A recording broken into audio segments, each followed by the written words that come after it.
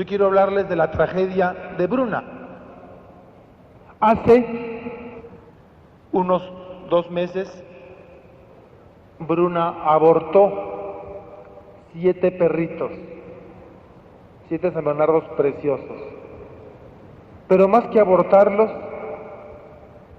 los abandonó.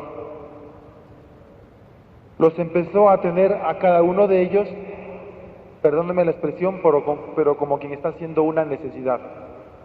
Nos dio la impresión al principio que ella no se daba cuenta que estaba pariendo, sino pensaba que estaba satisfaciendo una necesidad fisiológica. Y tuvo uno por allá, y tuvo otro por allá, tuvo otro por allá. La pudimos pescar cuando estaba pariendo a la 4ª perrita. A esa perrita la recibimos. Entonces la metimos a ella en su casa con la perrita, colocamos una tabla y trancamos la puerta de su casita. ¿Para qué? Para que Bruna se encargara de la perrita. A la mañana siguiente amanecieron 4 perritos más muertos. Los había abandonado. No había querido recibirlos. Ni siquiera les había dado la lamidita natural que le echa una perra a sus perritos recién tenidos. Esto nos llevó a una seria investigación. Estuvimos hablando con la señora que nos regaló la perra y descubrimos que ella nos la había regalado porque ya Bruna había abortado en otra oportunidad. Y nos remitió a la señora que le regaló a ella la perra. Y llegamos allá y la señora nos contó la trágica vida de Bruna. Bruna nació de una mamá igual a ella. Es hija de una perra que le interesaban muy poco sus crías. Fue cuidada por los dueños de la perra, que le compraron un tetero, lo limpiaron, lo cuidaron y como que fuera un bebito, sacaron adelante a Bruna, hasta que Bruna ya se pudo valer por sí misma. Después se la regalaron a esta señora y después llegó hacia Shalom. Entonces nosotros sacábamos una triste conclusión. Bruna despreciaba a sus hijos por 2 factores importantes. Primero, un factor genético. Era hija de una perra que no la quiso recibir. Y en segundo lugar, nunca recibió el cariño que una perra le da a sus perritos, el calor, la lambidita, el llevarlos, limpiarlos, cargarlos, nunca. Por esa misma razón, Bruna nunca va a poder criar cachorritos. ¿Qué les quiero decir con esto, papás? Esta historia, esta tragedia de Bruna, refleja en gran parte la realidad de lo que estamos viviendo. Papás, nadie puede dar lo que no tiene. Nadie puede dar lo que no tiene, a menos que el Señor haga una sanación. Estoy asustado cuando conversando con jóvenes en los colegios del Minuto de Dios, constato día a día el temor, la indiferencia, el miedo que hay frente al matrimonio y frente a la familia. Los jóvenes de hoy son temerosos a relaciones matrimoniales. Los jóvenes de hoy son temerosos a familia, porque muchos de ellos son aquellas Brunas que vivieron en sus propios hogares el abandono del padre, la falta de amor, la imposición.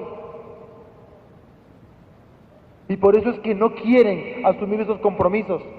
Conozco una niña que me dice que nunca en su vida se va a casar. Nunca. Tiene 3 hermanos y una mamá. Al papá nunca lo conoció. Nunca lo conoció. La mamá tuvo al primer hijo. El primer hombre se fue. Después la tuvo a ella. También quedó abandonada. Después la mamá, por la carga de 2 hijas más, se volvió a rejuntar por 3.ª vez. Y de nuevo le encargaron un chinito y se volvieron a ir.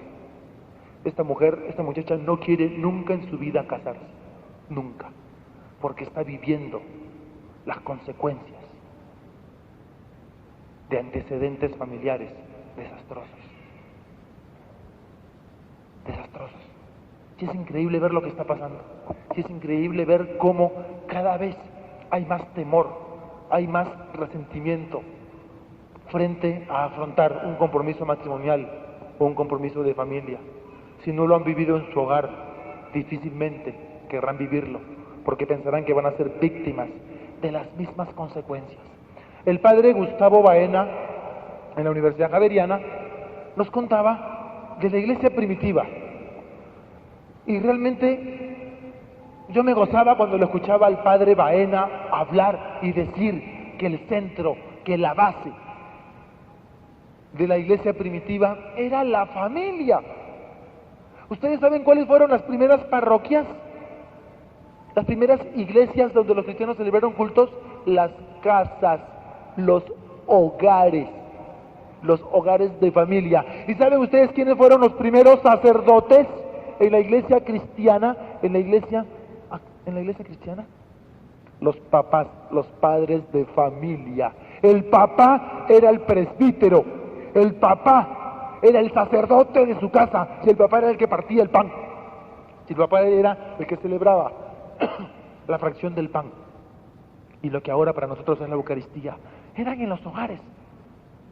Y el padre Baena decía que toda la iglesia no puede estar fundada sino solamente en la familia. Y toda evangelización que se haga fuera de la familia es una evangelización que está desenfocada de su contexto histórico y desenfocada de su verdadero mensaje, porque la iglesia fue formada en contexto familiar. Y los católicos sobre todo, somos conscientes de la importancia de la evangelización en familia y desde la familia. Los evangélicos no. Hay muchas sectas protestantes que llevan al muchacho, lo evangelizan, pero lo arrancan de sus hogares. Los arrancan y hacen que la secta sea su nueva familia, enfrentándolos contra padres, enfrentándolos contra abuelos, enfrentándolos contra todo el mundo. Hacen que su familia sean sus peores enemigos. Eso es un error.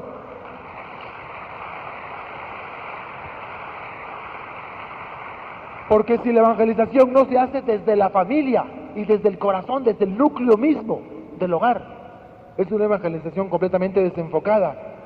Y revisando algunas citas, encontraba cosas curiosas. Todos ustedes conocen el pasaje de Hechos 2, cuando se habla de la iglesia primitiva. Hechos 2, quiero leer el versículo 46. Dice: todos los días se reunían en el templo, eran judíos, iban al templo de Jerusalén. Todos los días se reunían en el templo y en las casas partían el pan y comían juntos con alegría y sencillez de corazón. Y en las casas partían el pan. No iban al templo a partir el pan. Como eran judíos, ellos iban a su templo a celebrar sus oraciones, pero regresaban ya como cristianos a las casas para allí reunirse en casas y celebrar la fracción del pan. Y dice: con alegría y sencillez de corazón alababan a Dios, que eran estimados por todos, y cada día el Señor añadía a la iglesia los que iban siendo salvos. Cada día. Entonces vemos aquí que la fracción del pan se hacía en las casas. San Pablo, en dos de sus cartas, menciona cosas bastante interesantes. En el capítulo 16 de la carta a los Romanos, Romanos 16, versículo 5, ya es cuando San Pablo se está despidiendo. Y miren qué interesante cómo termina aquí San Pablo su carta. Dice: saluden igualmente a los hermanos que se reúnen en la casa de Priscila y Aquila. Saluden a los hermanos que se reúnen en la casa de Aquila y de Priscila. Pero ya estamos viendo que en la casa de Aquila y Priscila no había un grupo de oración, era la iglesia. Era la iglesia que se reunía en casas de familia. Y le volvemos a constatar en la carta a los Colosenses, capítulo 4, versículo 15. En Colosenses 4:15 añade San Pablo: saluden a los hermanos que están en la Odisea, saluden también a Ninfa y a la congregación que se reúne en su casa. Y a la iglesia que se reúne en su casa. De nuevo vemos que la célula de la familia, de la iglesia primitiva, eran las casas. Eran las casas, lo que ahora vendrían a ser los grupos de oración. En ese entonces eran las casas donde se celebraba y donde se reunía y donde surgió la propia iglesia. Y eran en las propias casas donde los padres los papás eran los presbíteros, eran los presidentes, los que comandaban la formación espiritual, la celebración de la fe de su comunidad y de su propia familia. Padre que descuida su misión de ser el presidente espiritual de su hogar, es un padre que abandona su hogar, lo abandona, porque el abandono más fuerte no es el abandono físico. Yo pienso que el pecado más grande que comete todo padre de familia es el abandono espiritual en sus hogares. Aquellos padres que solamente dejaron a la mamá la responsabilidad espiritual. Ellos son borrachos, ellos se divierten, les interesa un rábano la iglesia y los sacramentos y Dios. Y quieren que la mamá eduque espiritualmente a sus hijos. Traicionaron su función de presidentes. Traicionaron su función de cabeza de la familia. Porque la cabeza de la familia es la cabeza espiritual. Y debe ser el presidente. Y padre que dejó a la mamá la responsabilidad espiritual es un padre que abandonó espiritualmente su hogar. ¿Eres el presbítero de tu casa? ¿Le has cedido a tu esposa las responsabilidades espirituales? ¿Dejas que sea el colegio quien forme cristianamente y espiritualmente a tus hijos? Si es así, entonces, hermano, no te quejes del fracaso y de la ruina en tu hogar. No te quejes. Si tu hogar está en crisis, no te quejes. Si perdiste toda autoridad sobre tus hijos, no te quejes. Hablaba con un padre de familia desesperado que me decía que él había perdido completamente toda la autoridad sobre sus hijos. Había perdido, simplemente sus hijos se le habían escapado de sus manos. Es muy rico tener los cristianitos a los 9, 10, 11, 12 años, pero cuando llegan a los 14, 15, 16 y 17 vienen los problemas. Y si nosotros no hemos sido los presidentes espirituales de nuestros hogares, entonces no te sorprendas si pierdes la autoridad sobre tus hijos. Si tú abandonaste tu principal función como cabeza de tu hogar, no te escandalices si tus hijos se te fueron de tus manos, porque todo padre que ocupa su hogar es un hogar que se articula. Todo padre que se convierte en el presbítero de su casa es un padre que dirigirá una comunidad de hijos que aman y que aprenden a amar y a servir al Señor. El libro del Eclesiástico da unos consejos muy interesantes. El capítulo 3 del Eclesiástico dice: hijos míos, escúchenme a mí, que soy su padre. En primer lugar, Dios se presenta como padre. El Señor quiere que el padre sea honrado por sus hijos. Vamos a ver que la palabra honrado aparece en este texto 12 veces. Honra, honor, honrar. 12 veces. Y la palabra respeto, respetar, respeten, aparece también 9 veces en este texto. El Señor quiere que el padre sea honrado por sus hijos y que la autoridad de la madre sea respetada por ellos. El que respeta a su padre alcanza el perdón de sus pecados. Miren qué promesa tan bella. Qué promesa tan bella la que nos regala el Señor. Aquí dice claramente que el que respeta a su padre alcanza el perdón de sus pecados. ¿Quieres que el Señor perdone tus pecados? ¿Estás respetando a tu padre? ¿Respetaste a tu padre? El que honra a su madre reúne una gran riqueza. El que respeta a su padre recibirá alegría de sus propios hijos.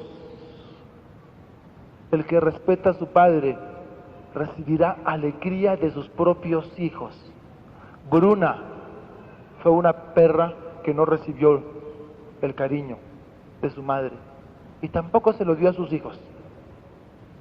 Pero una perrita que ama, que es amada, va a amar a sus cachorritos. Lo mismo ocurre con nosotros papás. Si tú no respetaste a tu padre ni tu hogar, no esperes que tus hijos te respeten a ti. El que respeta a su padre recibirá alegría de sus propios hijos. Cuando ore, el Señor lo escuchará. Cuando ore, el Señor lo escuchará. La oración respondida. ¡Qué pasaje tan precioso! El que respeta a su padre recibirá alegría de sus propios hijos, y cuando ore, el Señor le escuchará. ¿Quieres que el Señor te escuche? Honra a tu padre. El que honra a su padre tendrá larga vida. El que respeta a su madre será premiado por el Señor, pues obedece a sus padres como si fueran sus amos. Hijo mío, honra a tu padre con obras y palabras, así recibirás toda clase de bendiciones, porque la bendición del padre da raíces firmes a una familia, pero la maldición de la madre la arranca de raíz. La maldición de una madre arranca de raíz la felicidad de su hijo. No te sientas orgulloso viendo a tu padre pasar vergüenza, pues esto no es ninguna honra para ti. El honor de un hijo está en el honor de su padre. En cambio, el que desprecia a su madre se llena de pecados. Hijo mío, empeñate en honrar a tu padre. No lo abandones mientras tengas vida. Aunque su inteligencia se debilite, sé comprensivo con él y no lo mandes a un asilo. Aunque su inteligencia se debilite, ten compasión de él. No lo avergüences mientras viva. Socorrer al Padre es algo que no se olvidará. Será como ofrecer sacrificio por los pecados. Cuando estés en aflicción, Dios se acordará de ti y perdonará tus pecados. Como el calor del sol derrite el hielo, el que abandona a su padre ofende al Señor, y el que hace enojar a su madre es maldecido por Dios. Un pasaje tan clave en las relaciones de padres e hijos. Un pasaje donde dos verbos se interponen entre padres e hijos: el verbo honrar y el verbo respetar. Al que honra y al que respeta a sus padres, muchas promesas le vienen encima, además de las oraciones respondidas, además de que tendrás largos años, además de que será feliz. Es por eso que Moisés lo colocó como uno de los mandamientos básicos, porque en la familia está la clave de la propia sociedad. San Pablo vuelve a retomar esto y le vuelve a decir a los hijos que obedezcan a sus padres, y le dice a los padres que no hagan enojar a sus hijos. En la carta de San Pablo a los Efesios, capítulo 6, versos 1, 2, 3 y 4. Efesios 6, del 1 al 4, dice así: hijos, obedezcan a sus padres por amor al Señor, porque esto es justo. El primer mandamiento, que contiene una promesa, es este: honra a tu padre y a tu madre para que seas feliz y vivas una larga vida en la tierra. Y ustedes, padres, no hagan enojar a sus hijos, sino más bien críenlos con disciplina e instrúyanlos en el amor del Señor. Críenlos con disciplina e instrúyanlos en el amor de Dios. ¿Sabían ustedes que de los 10 mandamientos, el único mandamiento que encierra una promesa y que encierra una recompensa es el honrar padre y madre? El único. Ningún mandamiento te dice: si tú lo cumples, recibirás tal premio. Solamente en el honrar padre y madre, el único de los 10 mandamientos que tiene recompensa. Tendrás una larga vida. Una larga vida. Y le recomienda a los papás, a los hijos, que se sometan a los padres, y a los papás que no hagan enojar a sus hijos, sino más bien que los críen con disciplina y los instruyan en el amor del Señor. En el amor del Señor. El papá es el llamado a evangelizar su hogar. El papá es el llamado a unir a la familia. Si el padre fracasa en este factor, si el padre fracasa, entonces tienen que ser la esposa o los hijos los que tomen la iniciativa. Cuando empecé a trabajar en pastoral juvenil, descubrí que de nada me servía que los muchachos conocieran a Jesucristo si de alguna manera no podía comprometer a los papás en esta experiencia de sus hijos. Cuando organizamos el primer retiro para jóvenes en el Minuto de Dios, dijimos: ¿cómo involucrar a los papás? Entonces se me ocurrió con el padre Heriberto: pues hagamos una misa final, en vez de terminar allá, terminamos acá, invitamos a los papás. Y entonces todo quedó muy bien organizado, llegamos allá, ¿y saben cuántos papás se aparecieron para un grupo de 70 muchachos? 4 o 5. Habían como 30 en los carros esperando que sus hijos salieran de la misa. Y nos dimos cuenta que así no funcionaba la cosa. De nada sirve evangelizar a los hijos si no cuentan con el apoyo de los papás. Y si de alguna manera la evangelización de los hijos no se convierte en el factor multiplicador para que los papás también sean evangelizados. Tenemos que buscar otra forma de animar a los papás a que estuvieran en esa misa. Y fue entonces que se nos ocurrió lo de las cartas. Pues pidámosles a los papás una carta para sus hijos. Y después fuimos añadiendo, pues demos dentro del retiro una charla de padres e hijos. Y después dijimos, pues que sean una pareja de papás los que nos den este tema. Que sea una pareja de papás la que reciba a los papás. Y que sean sus propios hijos en esa misa final los que evangelicen a sus padres. En primer lugar, pidiéndoles perdón y reconciliándose con ellos.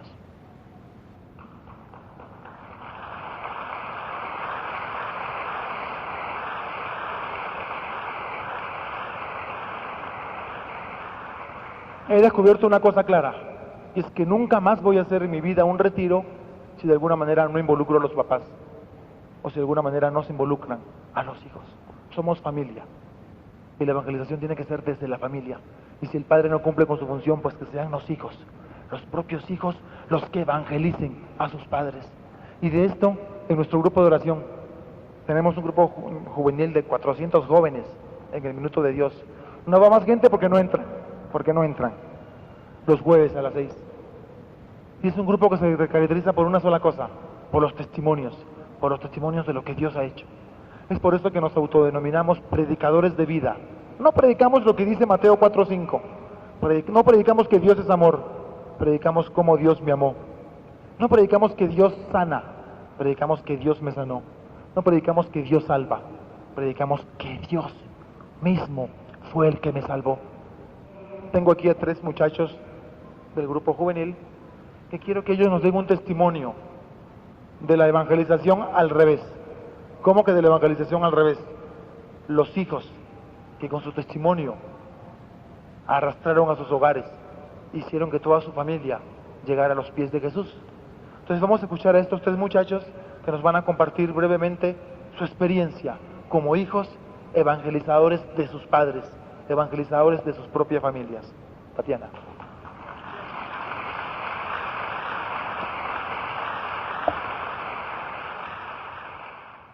El que Jesús haya llegado a mí fue una experiencia de verdad hermosa, porque partió mi vida en 2, o no la partió, sino que mejor, yo empecé a vivir desde que lo conocí a Él. Mi familia está conformada por mi papá, mi mamá y una hermana menor que yo, somos 4. Y mi mamá siempre ha tenido la necesidad de Dios y siempre ha tenido esa inquietud.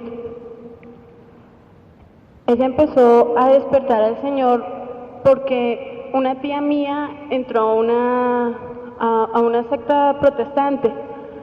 Entonces ella empezó a comentarle la experiencia que ella había tenido y mi mamá fue allá. Y mi mamá se encontró con el Señor allá. Pero lastimosamente, en vez de unir a nuestra familia, empezó a separarla. Porque yo no me sentía bien, yo no sentía que ese fuera mi Dios, ni el Dios que yo quería para mí, ni el Dios que yo quería para mi familia. Ni tampoco me sentía bien en ese lugar. Y venían las discusiones porque mi mamá me decía que yo siempre era para llevarle la contraria, que yo no quería que nos uniéramos, que no buscábamos lo mejor para nosotros. Y me sentía mal, pero yo sabía que eso no era lo que Dios quería para nuestra familia.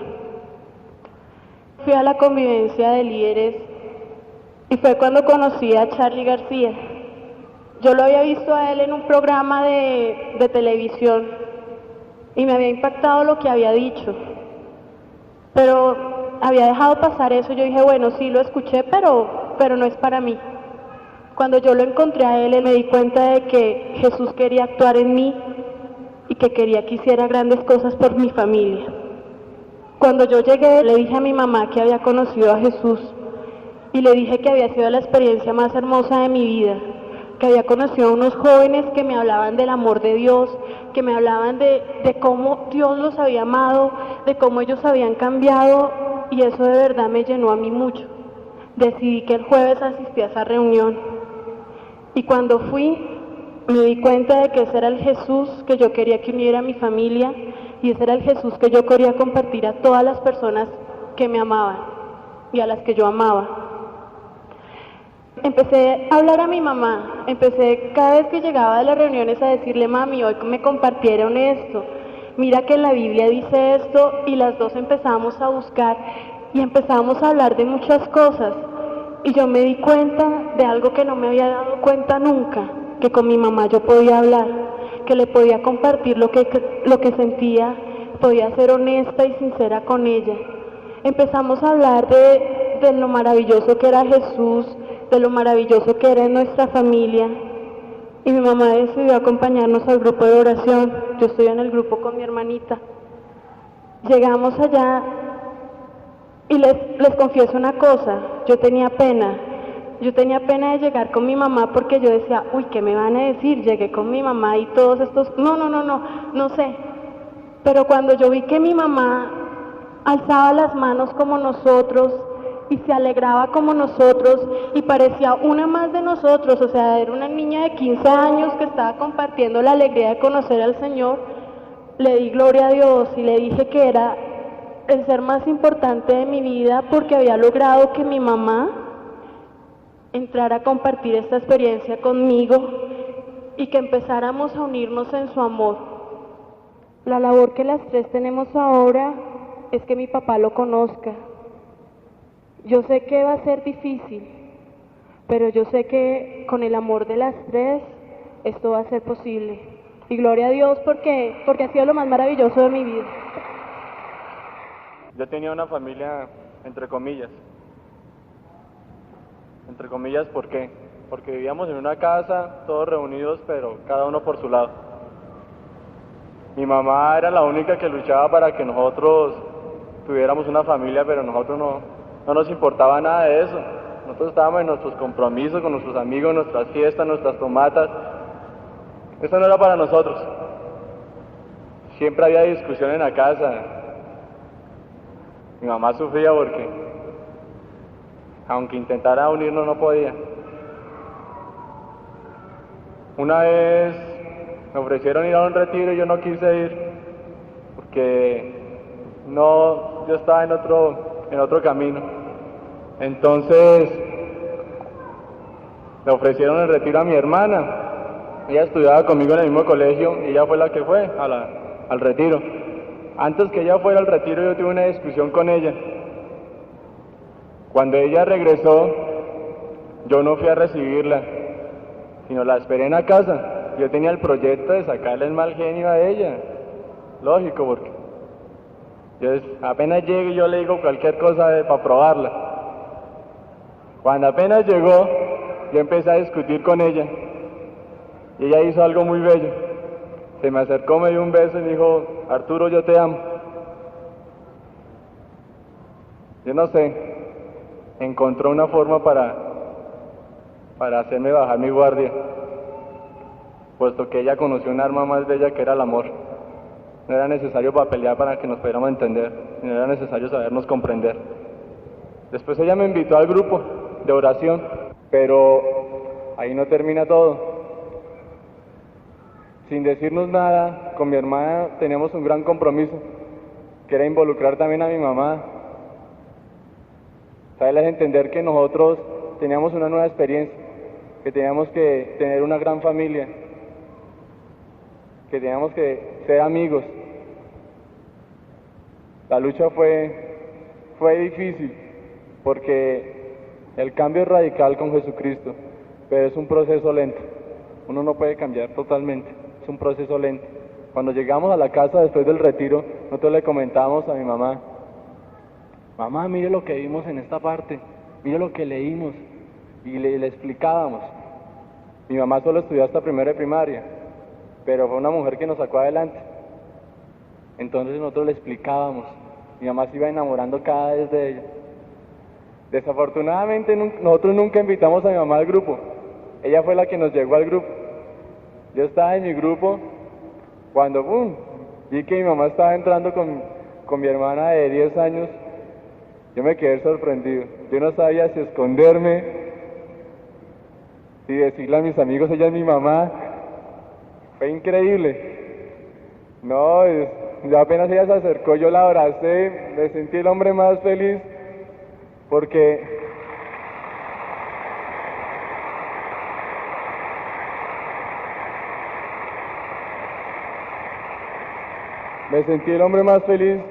no fue necesario invitarla, sino fue necesario hablarle del Señor, para que ella entendiera que estábamos iniciando una nueva familia.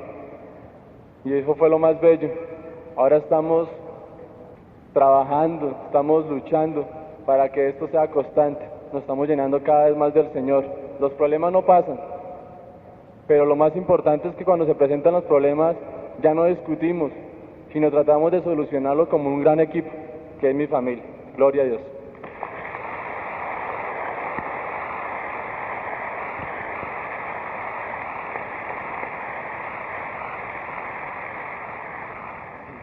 Bueno, conocí al Señor el 14 de septiembre de este año y fue la felicidad más grande para mí porque comprendí que tenía padres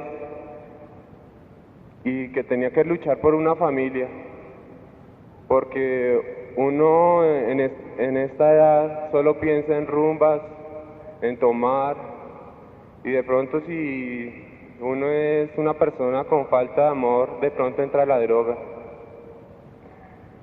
Entonces esta experiencia lo lleva a uno a decirle pilas, usted tiene que hacer algo por usted y por su familia y por los demás, porque si uno entra a conocer al Señor, tiene que también a aprender a dar ese amor, a dar la amistad con su familia. Todo empieza por casa. Yo tenía, por ejemplo, problemas con mi hermano de egoísmo, que no me coja la grabadora, que esto, o sea, mucha envidia, ¿sí? Y uno no se da cuenta de esto hasta que alguien le dice, pilas, si usted es así, a usted lo van a tratar así, lo que usted hace, lo demás se lo van a hacer. Entonces tuve esta experiencia y he cambiado poco a poco, porque cambiar es muy difícil. Y le doy gracias a Dios porque lo conocí y me ha dado fuerza para seguir. Y voy a seguir con más fuerza porque en verdad es un amor que es sincero y nunca le falla. Cuando uno cae le dice levántate y sigue adelante con más fuerza. Y él lo ilumina y gracias a Charlie porque verdad él trabaja con uno y le dice ánimo, sigue adelante. Y si tienes problemas, tienes a tu familia y al Señor. Y uno tiene que alabar y orar por Él, porque Él lo ilumina a uno donde vaya. Por ejemplo, antes de venir acá estaba muy nervioso, ahora estoy muy tranquilo porque le dije, Señor, ven y cálmame porque siempre hablar ante tanta gente a uno le da nervios, pero gracias a Él estoy tranquilo.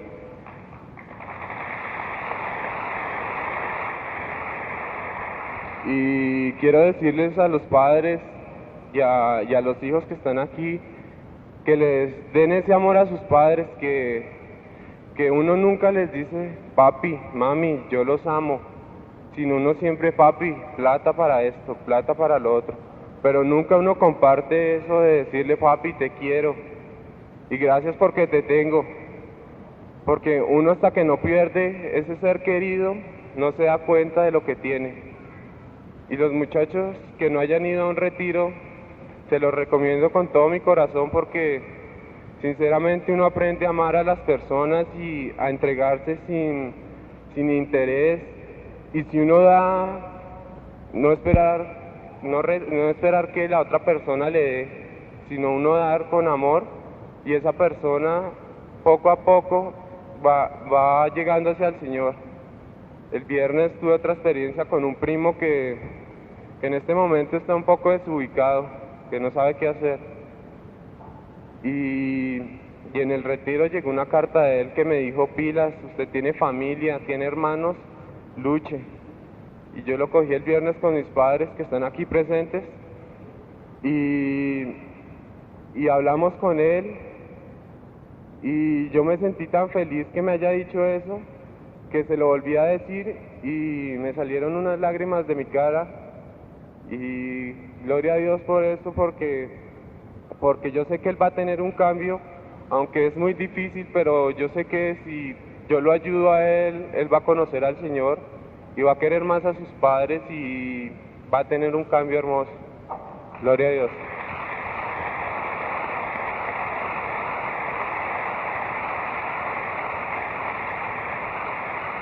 Si los papás no toman la iniciativa, entonces nos toca a los hijos asumir esa responsabilidad. El trabajo es fuerte, el trabajo es difícil.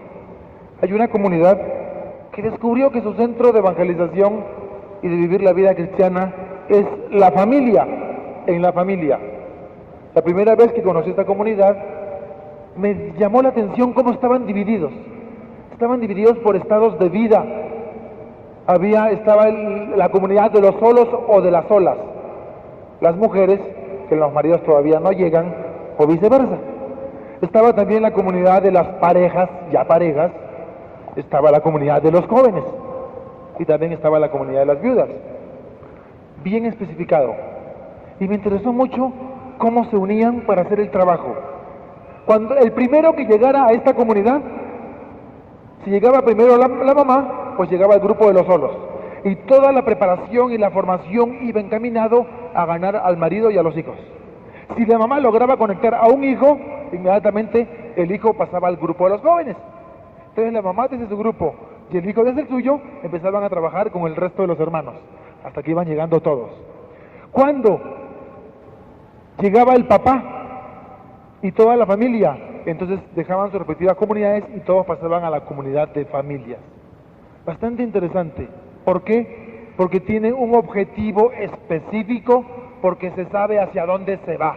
El gran problema que yo le encuentro a los grupos carismáticos, el gran problema que yo le encuentro a los grupos de oración, es que no saben hacia dónde van. Se reúnen y no saben para dónde van. Pues claro que sabemos, tenemos que saber hacia dónde vamos. Es a ganar a nuestra familia. De nada sirve que seamos luz afuera si no nos estamos preocupando de nuestra familia. De nada sirve que un muchacho sea un predicador de raca mandaca si el papá es alcohólico y la mamá nada que ver. De eso de nada sirve. Y hoy les quiero leer el versículo más fuerte que hay en toda la Biblia. Si no lo conocían, es el versículo más duro que hay. Y al que le caiga el guante, que se lo chante. Primera carta de Timoteo, capítulo 5, versículo 8. Primera de Timoteo 5:8. Subrayenlo, píntenlo, márquenlo, porque pienso que es el versículo más duro que hay en toda la Sagrada Escritura. ¿Qué dice este pasaje? Primera Timoteo 5:8. Pues quien no se preocupa por los suyos, y sobre todo de los de su propia familia, ha negado la fe, y es peor que un incrédulo. ¡Qué pasaje tan duro! El que no se preocupa por los de su casa, el que no se preocupa por los de su propia familia, ha negado la fe, y es peor que un incrédulo. Entonces, ¿cómo se puede llamar cristiano esa persona? ¿Cómo puede ser que esa persona esté dirigiendo retiros y encuentros si en su hogar todavía hay mucho que hacer?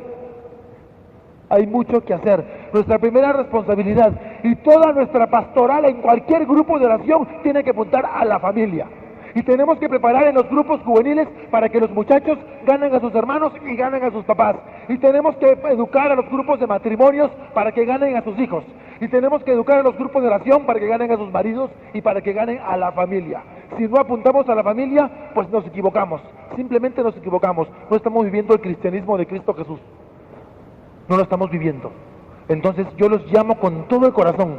Los llamo a que a todos ustedes que participan en grupos de oración o en comunidades tengan como único objetivo ganar a tu familia para Cristo. Pero tú me dirás, ¿cómo hago? Muchas mamás me preguntan, pero ¿cómo hacer? Y es cierto, es muy rico decir que evangeliza a tu familia, pero si a uno no le dan las herramientas, si a uno no le dan criterios, entonces ¿cómo hace para ganar a sus hijos? Hay personas que tienen muy buena voluntad, pero muchas veces en vez de llegar, corren a la gente, la corren. Las mujeres corren al marido, ¡ay, ay, ya llegó la viata! Entonces, en vez de acercarlas a Jesucristo, los estamos corriendo. Y yo quiero terminar en esta última charla dándoles elementos de acción, dándoles elementos para que podamos llegar a este objetivo. De nada sirve hablar bonito si no te dan una herramienta para que puedas alcanzar tu objetivo. El poder más grande que tenemos para ganar a nuestra familia es uno solo, y se llama oración. No tanto predicación. Hay algunos que quieren convertir a su familia al estilo protestante, agarrándolos a biblazos en la cara, arrinconándolos y agarrándolos a biblazos. No vas a llegar a nadie. Nunca se ataca. El evangelio no se ataca. El evangelio se presenta. Y se presenta no con palabras, sino con vida. Que tu vida hable tan fuerte que no se necesiten oír tus palabras. Que tu vida hable tan fuerte que no se necesiten oír tus palabras.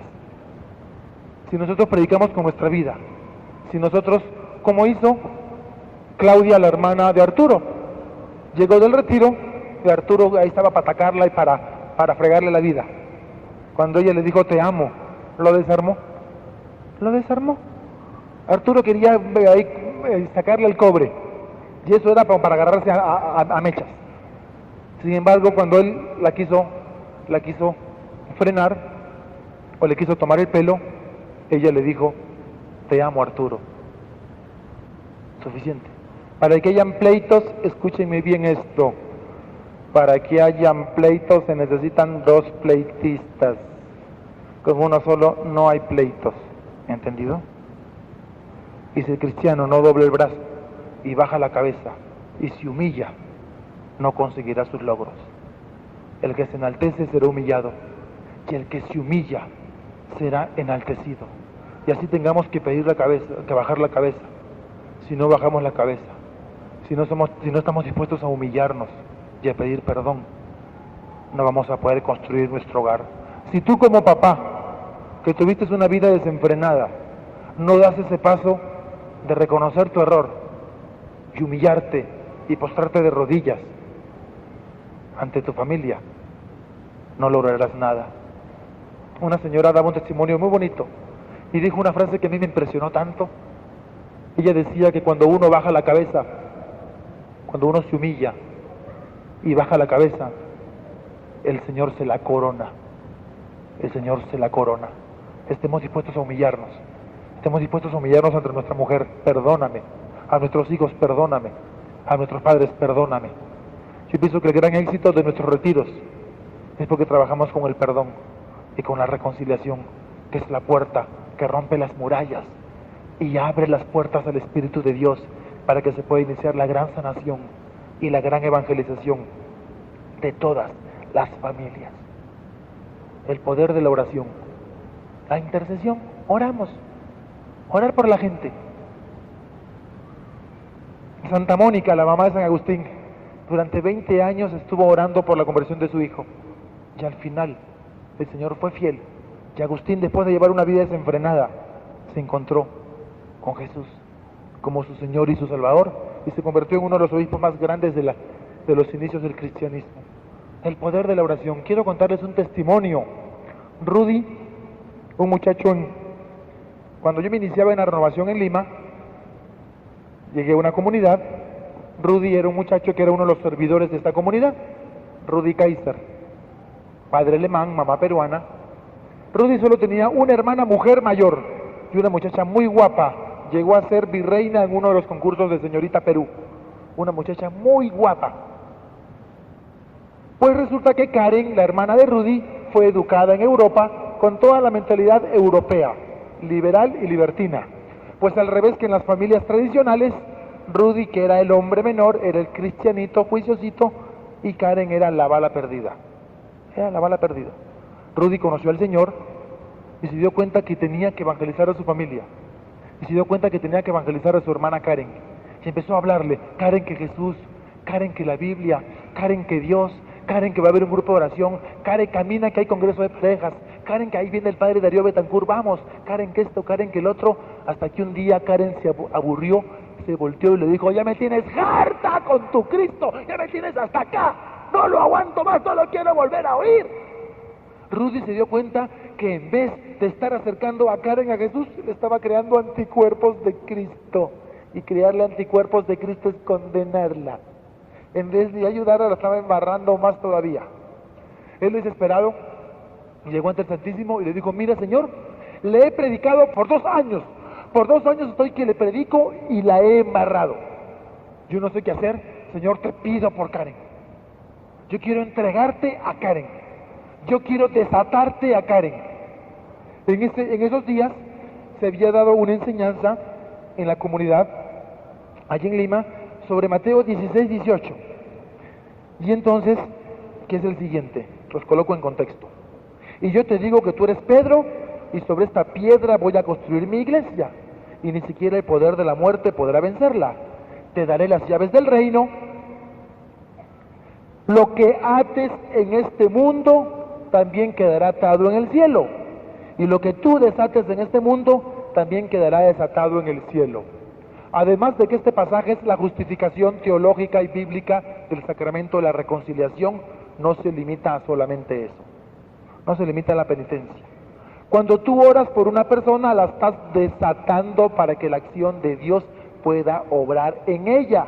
Cuando tú no oras por una persona, la mantienes atada a sus vicios y a sus problemas. ¿Estás orando por tus seres queridos?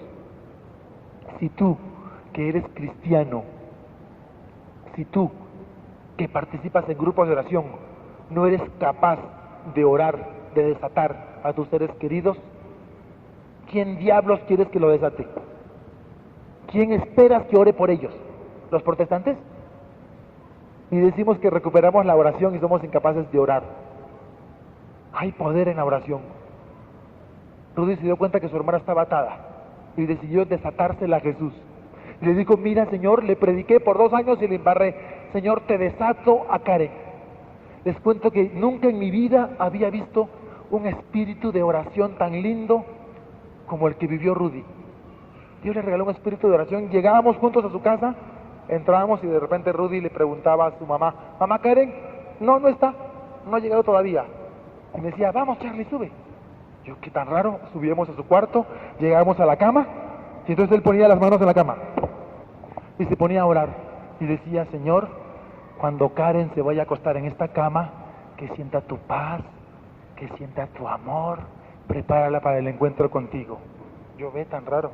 Bajábamos, de repente llegaba Karen, tiraba el llavero en la mesa, el llavero del carro, entonces miraba a la izquierda, a la derecha, y ponía las manos sobre el llavero. Señor, cuando coja estas llaves, que sienta tu amor, que sienta tu paz, que sienta tu perdón.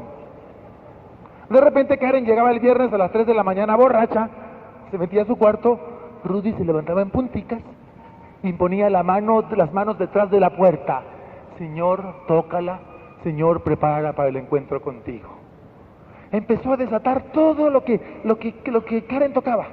Él se levantaba y se metía primero al baño, y antes de irse oraba sobre el jabón. Señor, cuando se jabone Karen, así como se limpia por fuera, límpiala tú por dentro, Señor. Entonces Karen cogía el jabón, orado, agarraba sus llaves, orado, se metía a la cama, orado.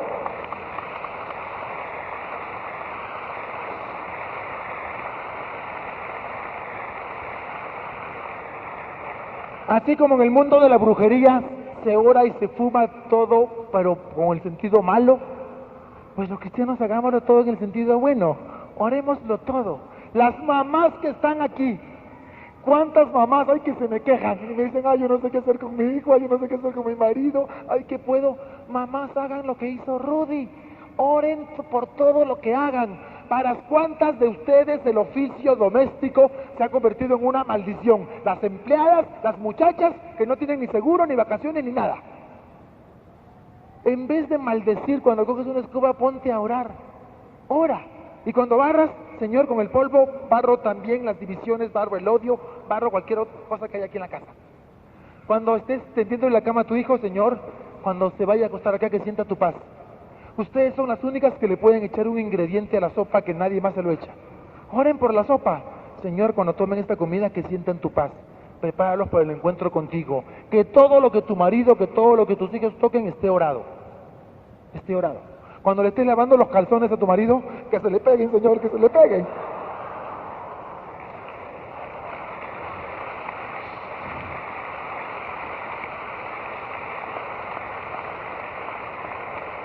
A los 2 meses de que Rudy había empezado a orar, le predicó por 2 años y la alejó. Se puso a orar por 2 meses. A los 2 meses de que Rudy oró, a Karen la invitaron a un campamento. Ella pensó que era un orgy party y resultó ser un campamento cristiano. Y allí Karen recibió a Jesús. Y llegó a la casa y le dijo: Rudy, por primera vez en mi vida entiendo lo que hace mucho tiempo me has querido decir. Hoy le abrí las puertas a Jesús en mi corazón. Estoy feliz. 2 años predicando.